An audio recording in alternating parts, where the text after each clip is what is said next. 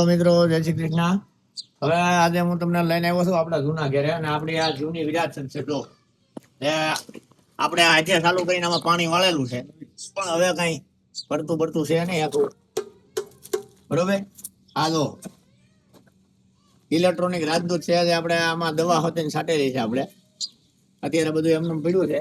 ત્યારબાદ આ દવા છાંટવાનો એક કેબી ફોરેસ્ટમાં આપણે જુગાડ કરી, અને કેબી ફોરેસ્ટમાં 3 વ્હીલ વાળો તકો બનાવ્યો હતો સ્પેશિયલ દવા છાંટવા માટે. જો ઇલેક્ટ્રિક મોટર મેગીન આનો આપણે ઉપયોગ એ રીતનો કરેલો છે.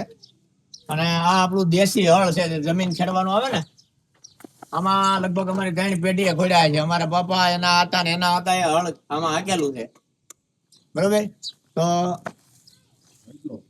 અને આ ઘંટલો તો આ બધે જોયો હોય ભાઈ. આવી જાવ ભાઈ.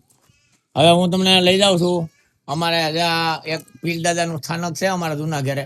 બહુ એટલે બહુ જૂની જગ્યા છે, અને એની માથે જે અવણીનું ઝાડ રહ્યું ને એ લગભગ 40-45 વર્ષનું હશે, પણ હજી એમનેમ જ રહે છે, એથી વધારે વધતું નથી. બરોબર, તો વિડીયોમાં બનાવી રહ્યો ને જો વાલો. આ અમારા જૂના મકાન છે. લગભગ અમે આમાં જોઈન્ટ પરિવારમાં છે ને લગભગ 8 થી 9 ફેમિલી એક હારે રહેતા. મારા ગૌઢા દાદાની 2 ભાઈઓ ને એના જેટલા બધા છોકરા હોય બધા એટલે હસવાઈ જતા. જો મેં તમને જે કીધું ને, જે પીરદાદાના સ્થાનક ઉપર આપણે અવણીનું ઝાડ છે, આ ઝાડ છે.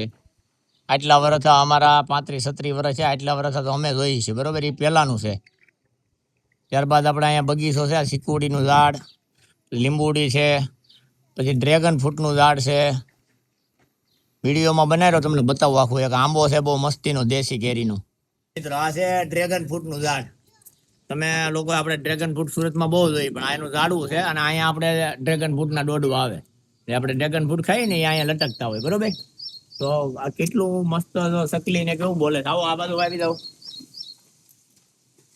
જો આ છે આપણે પોપૈયા છે, આપણી ઘેરે જ થાય છે, ઘેરે વાવેલા છે, અને બહુ મસ્ત ઉછેરીને મોટા કર્યા છે. જો કેટલા પોપૈયા છે. પછી તમને કેરી બતાવું, દેશી અંબાની આવી જાવ બધું. જો કાંઈ ઘટે નહીં છે ને, કાંઈ ઘટે એટલે લૂમ ધૂમ. તમે જોવો તો ખરા યાર, કેરીનો ફાલ આવ્યો જો.